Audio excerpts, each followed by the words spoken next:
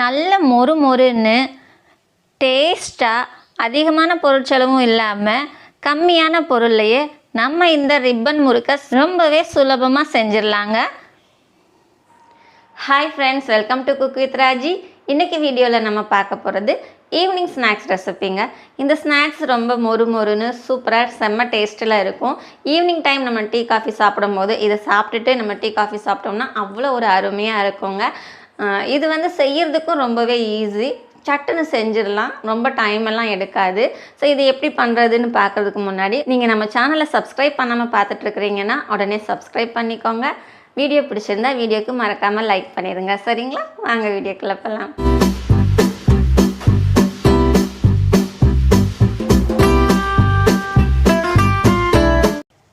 இந்த ரிப்பன் முறுக்கு செய்கிறதுக்கு நான் ஸ்டவ்வில் பேன் வச்சுருக்கேன். பேனில் 2 கப் அளவுக்கு தண்ணி சேர்த்துக்கிறேங்க. ஏன்னா நான் 1 கப் அளவுக்கு ரவை சேர்த்துக்க போகிறேன். 1 கப் ரவைன்னா 2 கப் தண்ணி சேர்த்துக்கலாங்க. நான் அதனால் 2 கப் தண்ணி சேர்த்துருக்குறேன். இப்போ இந்த தண்ணியில் 1/2 ஸ்பூன் அளவுக்கு தூள் உப்பு சேர்த்துக்கிறேங்க. இதில் கொஞ்சமாக ஓமம் சேர்த்துக்கலாங்க. ஓமம் சேர்க்கும்போது முறுக்கு நல்லா டேஸ்ட்டாகவும் இருக்கும், நமக்கு நல்லா ஜீரணமும் ஆகும். அதனால் ஓமம் சேர்த்துக்கிறேன். ஓமம் சேர்க்கும்போது இந்த மாதிரி நல்லா கசக்கி சேர்த்துக்கோங்க. பாருங்கள், இந்த அளவுக்கு போதும். இப்போ இது கூடவே 2 ஸ்பூன் அளவுக்கு எண்ணெய் சேர்த்துக்கலாங்க. நான் இன்றைக்கி சன்ஃப்ளவர் ஆயில் தான் சேர்க்க போகிறேன். பட்டர் இருந்தால் பட்டர் கூட சேர்த்துக்கலாம்.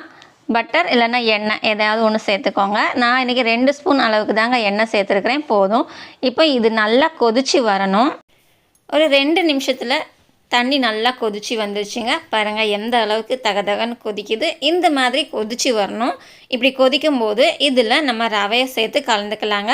நம்ம எந்த கப்பில் தண்ணி அளந்து சேர்த்தோமோ ஊற்றினோமோ அதே கப்பில் நான் 1 கப் அளவுக்கு ரவை சேர்த்துக்கிறேன்.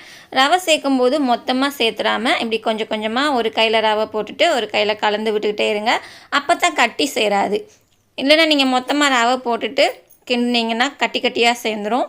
இந்த மாதிரி நம்ம கொஞ்சம் கொஞ்சமாக ரவையை சேர்த்துட்டு ஒரு கையில் கலந்து விட்டுட்டே இருக்கும்போது கட்டி சேராது. சீக்கிரமாக எல்லா பக்கமும் ஒன்று போல் நல்லா வெந்து வந்துடும். 2 நிமிஷம் கிண்டி விட்டால் போதுங்க, நல்லா கலந்து கட்டியாக வந்துடும். பாருங்கள் எவ்வளோ கட்டியாக வந்திருக்கு. இந்த அளவுக்கு கட்டியாக வரணும். இப்போ இந்த அளவுக்கு கட்டியாக வந்ததுக்கப்புறமா ஸ்டவ்வை ஆஃப் பண்ணி வச்சுட்டு இதை ஒரு மூடி போட்டு மூடி வச்சிடலாங்க. ஒரு 10 நிமிஷம் அளவுக்கு அந்த ஆவிலேயே நல்லா வெந்து வரட்டும். அதுக்கப்புறமா ஓப்பன் பண்ணி பார்க்கலாம். பாருங்கள், இப்போ 10 நிமிஷம் ஆயிடுச்சு. இதை ஓப்பன் பண்ணலாம் எப்படி இருக்குன்னு.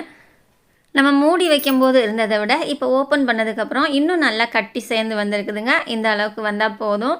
இப்போ நம்ம இதை ஒரு பாத்திரத்தில் மாற்றிக்கிடலாம். லைட்டாக சூடாக இருக்கும்போதே நம்ம இதை இன்னொரு பாத்திரத்தில் மாற்றிக்கலாம். பாருங்கள், நான் 200 கிராம் அளவுக்கு தான் ரவை யூஸ் பண்ணியிருந்தேன். 1/4 கிலோவுக்கும் கம்மியாக தான் ரவை எடுத்தேன். எவ்வளோ வந்திருக்கு பார்த்தீங்களா? தண்ணி நம்ம சேர்த்ததுனால நிறைய மாவு நமக்கு கிடச்சிருக்கு. இப்போ இது கூட நம்ம அரிசி மாவு கலந்துக்கலாங்க. ஏன்னா இது ரவை மட்டுன்றதுனால நமக்கு அப்படியே முறுக்கு பிழிய முடியாது. கொஞ்சம் அரிசி மாவு சேர்த்துக்கிட்டால் நல்லா முறுக்கு பிழிய வரும். அரிசி மாவு இல்லைன்னா கார்ன்ஃப்ளவர், இந்த 2ல் ஏதாவது சேர்த்துக்கலாம். நான் இன்றைக்கி அரிசி மாவு 2 கப் அளவுக்கு சேர்த்துருக்குறேங்க.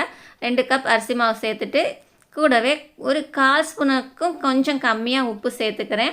ஏன்னா நான் ரவைக்கு மட்டும்தான் தண்ணியில் உப்பு சேர்த்துருந்தேன், மாவுக்கு சேர்க்கலை. அதனால் மாவுக்கு கொஞ்சமாக உப்பு சேர்த்துட்டு இது மொத்தமாக எல்லாம் நல்லா கலந்து விட்டு நல்லா சப்பாத்தி பதத்துக்கு பிசைஞ்சிக்கலாங்க. இது பிசையும் போது நீங்கள் முதல்ல தண்ணி ஊற்றிட வேண்டாம்.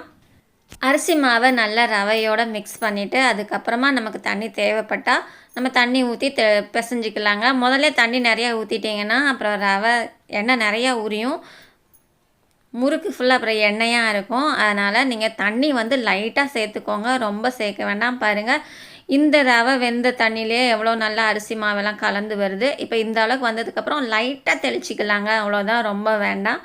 நல்லா தெளித்து நம்ம சேர்த்து அமுத்தி பிசையும் போது அந்த சப்பாத்தி மாவு பதத்துக்கு நல்லாவே வந்துடும்.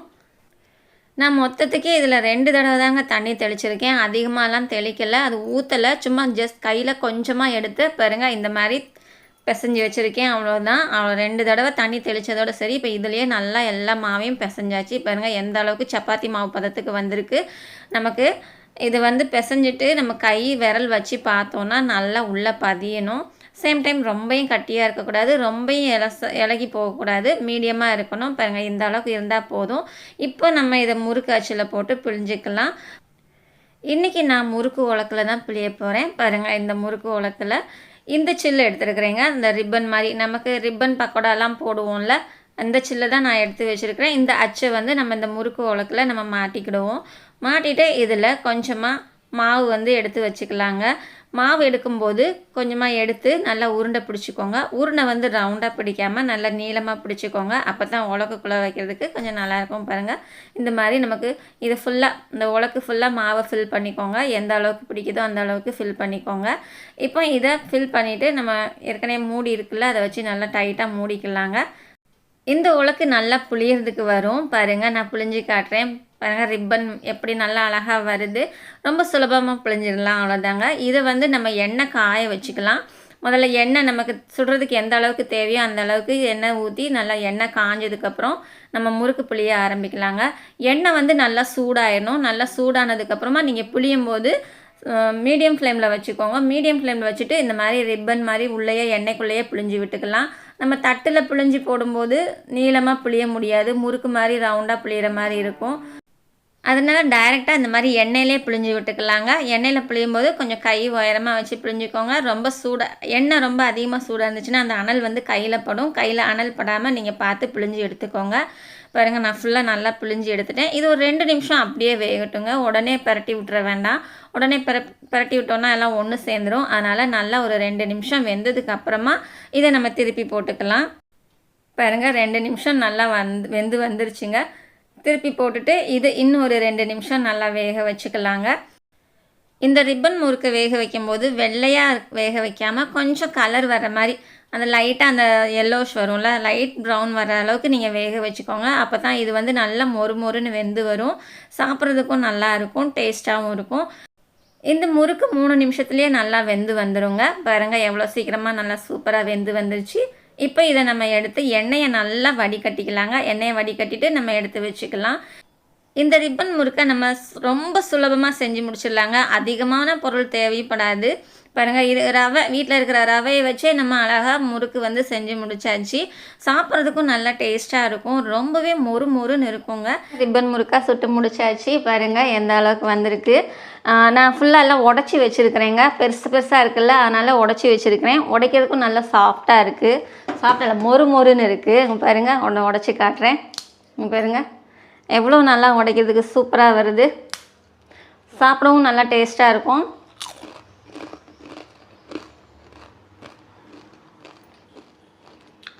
இப்போ மொறுன்னு நல்லா டேஸ்ட்டு சூப்பராக இருக்குங்க. இந்த ரிப்பன் முறுக்கை நம்ம ஈவினிங் டைம் தான் சாப்பிட்ணும். இல்லை, நமக்கு எப்போல்லாம் ஸ்நாக்ஸ் சாப்பிட்ணுன்னு தோணுதோ அப்போல்லாம் இது செஞ்சு சாப்பிட்லாங்க. இல்லை, நம்ம மொத்தமாக செஞ்சு ஒரு டப்பாவில், காற்று போகாத டப்பாவில் ஸ்டோர் பண்ணி வச்சுக்கிட்டா ஒரு 10 நாள் வரைக்கும் நல்லாயிருக்கும். நம்ம நினச்ச நேரம் எடுத்து சாப்பிட்லாம். வீட்டில் பிள்ளைங்க கேட்குற நேரம் எடுத்து கொடுக்கலாம். இந்த ரெசிபியை நீங்கள் ட்ரை பண்ணி பாருங்கள். உங்களுக்கு வீடியோ பிடிச்சிருந்ததுன்னா வீடியோக்கு லைக் பண்ணிடுங்க. நம்ம சேனலை இன்னும் சப்ஸ்கிரைப் பண்ணாமல் பார்த்துட்டு இருக்கிறீங்கன்னா சப்ஸ்கிரைப் பண்ணிடுங்க. சமையல் எதுவானாலும் ரசித்து சமைங்க, ருசித்து சாப்பிடுங்க. மறுபடியும் அடுத்த வீடியோவில் இன்னும் ஒரு சூப்பரான ரெசிபியோட பார்க்குறேங்க. பை.